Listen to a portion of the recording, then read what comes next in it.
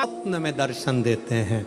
जब भगवान शंकर का दर्शन बार बार स्वप्न में होने लगे, समझ लेना कि तुमने पहली परीक्षा पास कर ली, तुम दूसरी क्लास में पहुंच रहे हो।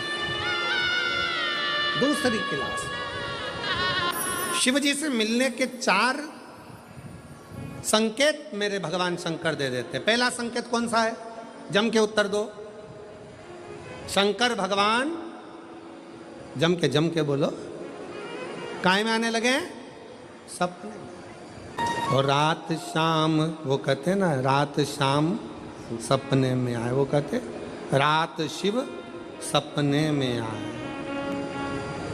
बोले मेरे सपने में आए। और गंगा बहा गए, गंगा बहा गए।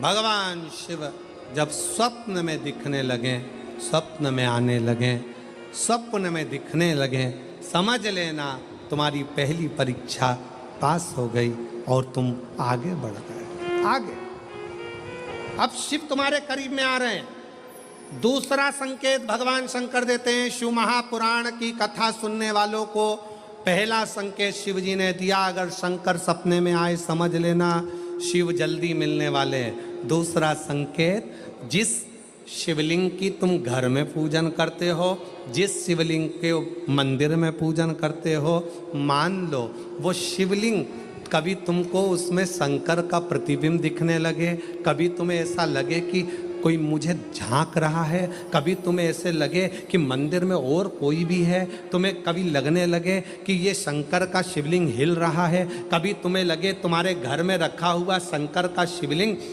कोई मनुष्य की आकृति जैसा दिख रहा है, कभी तुमने लगने लगे कि जिस मंदिर में मैं जाती हूँ वहाँ का शंकर का शिवलिंग ऐसा लग रहा है कि मंदिर में और भी लोग बैठे हैं। तुम मंदिर से निकल रही थी, पीछे से कोई की आवाज़ आई, तुमने पलट कर देखा कोई नहीं, तुम्हें लगने लगे, समझ लेना कि तुमने शिव पुराण की दूसरी परीक्षा पास कर ली। शंकर तुम्हारे करीब में आने चाहिए, शिव तुम्हारे करीब में आ रहे हैं,